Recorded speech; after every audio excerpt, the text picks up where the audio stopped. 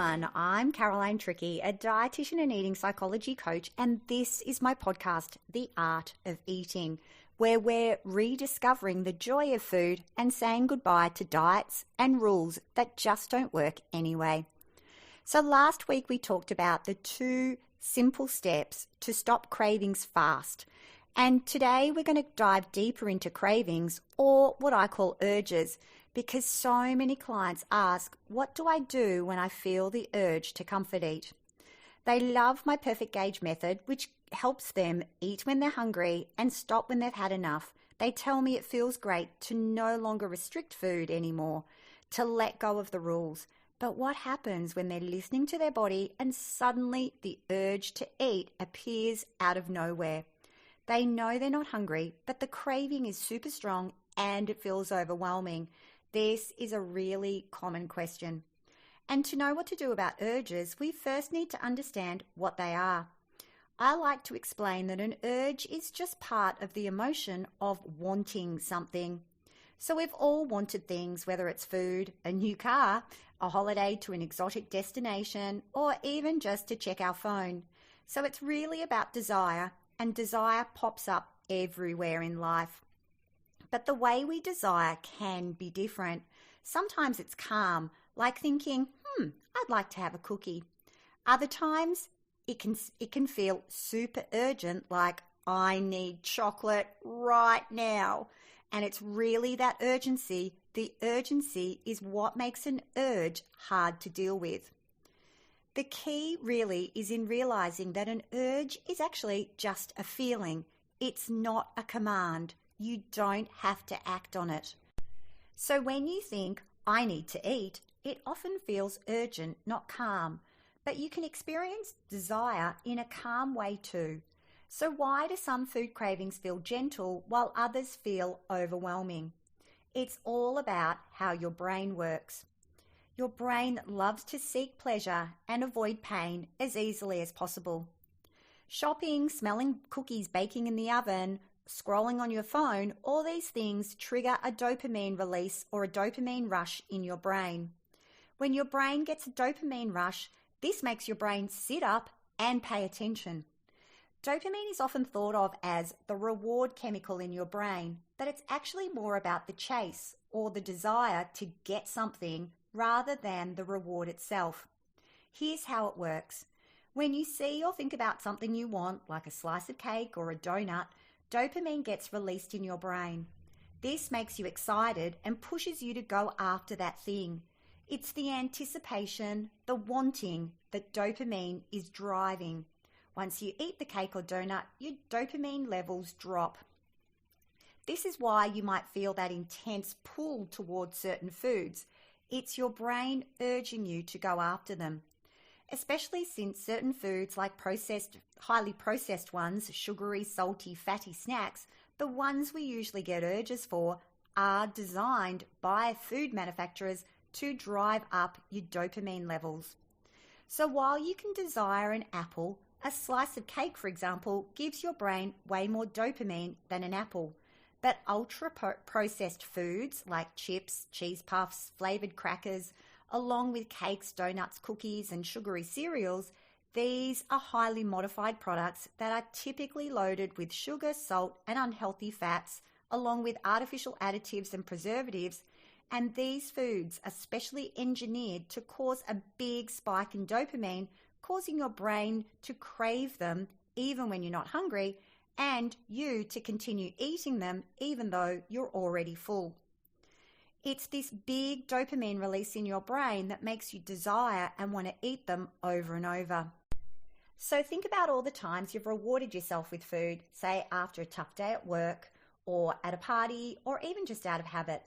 Over time, your brain gets used to expecting food as a reward at certain times, which creates this habit. Without realizing it, you've trained your brain that when you eat certain food, you feel better, making those cravings stronger. So when you decide to cut back on these foods, your brain still expects that reward. That's why those urges feel so intense. It's not just about the taste. For many people, eating also helps push away uncomfortable feelings. Your brain learns that food is a quick fix to feel better, both physically and emotionally. And here's the good news. No matter how strong the urge is, it's harmless. It's just your brain responding to the habit of wanting both the taste and the comfort that food brings. You weren't born with the habit of eating for emotional comfort. It's something you've learned over time. Every time you've turned to food when you're stressed, sad, or bored, you've built that habit without even realizing it. Over and over again, you've made food feel like the answer to those feelings or situations. A lot of people feel that they have to give in to their cravings, thinking their only option is to use willpower to resist. But the truth is, most people don't know what else to do when the urge to eat strikes. There's also this big myth that if you decide to stop emotional eating, those cravings should just disappear. We've been taught that any struggle means something is wrong.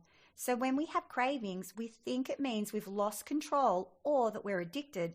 But that kind of thinking isn't helpful.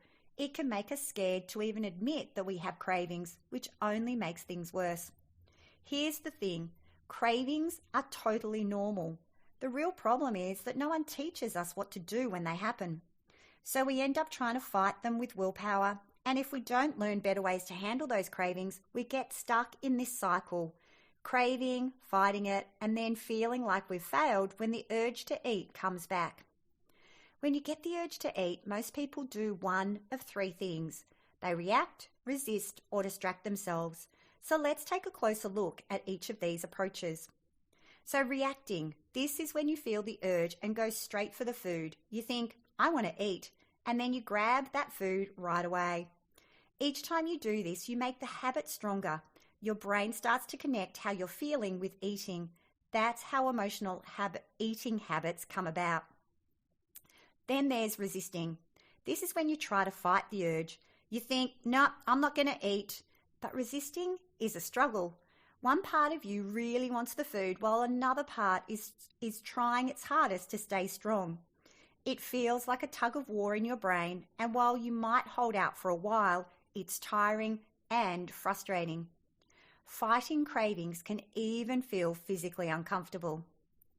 And then finally, distracting. So sometimes when a craving hits, people will try to distract themselves. They keep busy by doing something else, like knitting, scrolling through their phone, or making a cup of tea. Some people even eat something, quote, healthier instead, like an apple, just to avoid the craving for sugary or salty snacks. But the problem is distracting doesn't deal with the real craving. It might work for a bit, but the urge usually comes back later. So these are the three most common ways people try to handle cravings, but none of them work long term. We can't avoid food forever. It's part of our lives, whether it's at social events, family meals, or just having certain foods in the pantry at home. If we only rely on resisting or distracting, we'll always feel like we're battling our cravings. Many people feel they can't resist the urge to eat because it's too strong. But what if, instead of fighting it, you allowed yourself to just notice it? This is why I love the idea of urge surfing. Urge surfing means sitting with the craving without reacting, resisting, or distracting yourself. You observe it, feel it in your body, and remind yourself it's just a feeling, not something you have to act on. When the craving comes and you think, I want to eat, you can say to yourself, it's okay, I'm safe. Or, hi craving, I see you, it's 8 p.m. and yes, I usually do snack while watching TV. I've trained my brain to expect this, and that's okay. By seeing the craving for what it is, you're giving yourself the chance to let it pass without giving into it. This approach isn't about pushing your cravings away, it's about welcoming them.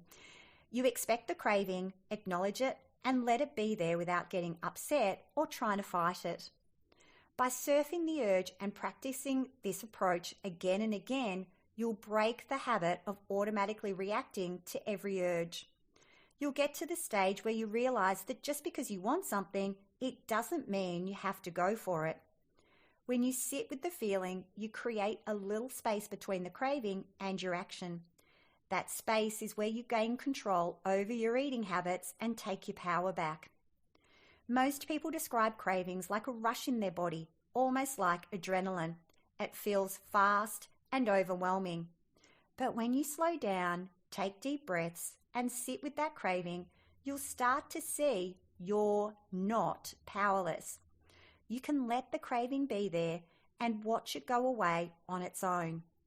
It takes practice, especially if you've always reacted to cravings or tried to distract yourself from them. But the more you practice, the more you'll realize cravings don't control you. The first step to changing these habits is simply paying attention. Cravings are just habits we've created over time without meaning to. You trained your brain to expect a reward like food in certain situations, and that's why the craving shows up. Nothing has gone wrong. By practicing urge surfing instead, you start to break the habit and stop feeling out of control around food. To change your eating habits, you've got to be willing to look at them. A lot of people don't. They just want the craving to go away, thinking something's wrong. But having an urge doesn't mean anything's wrong. It's just a habit you've built, and that urge will pass. It's a feeling, and feelings don't last forever. The problem is you've probably been so busy reacting, resisting, or distracting yourself that you've never given the urge a chance to pass on its own. The only way you can let it pass is by being open to the idea. So, what do you do when a craving hits? First, figure out how you're handling it now. Are you reacting, resisting, or distracting? Notice when it happens, notice what you're currently doing, then remember that surfing the urge is how you break this habit. It might feel weird or uncomfortable at first, and you may not be sure if you're doing it right. Clients would tell me how hard it was to surf the urge, and that's why I developed an app that you can use to help you. But even if you don't use the app, know that this is a skill you build over time. Start by reminding yourself nothing has gone wrong. It's a feeling, and all feelings pass. Yes, you've built this habit without realizing it, but you can undo it too. Neuroplasticity, the brain's ability to rewire itself, means your habits are not set in stone. Your habits can change. If you stop repeating a habit, the neural pathway weakens and finally goes. The key is being aware.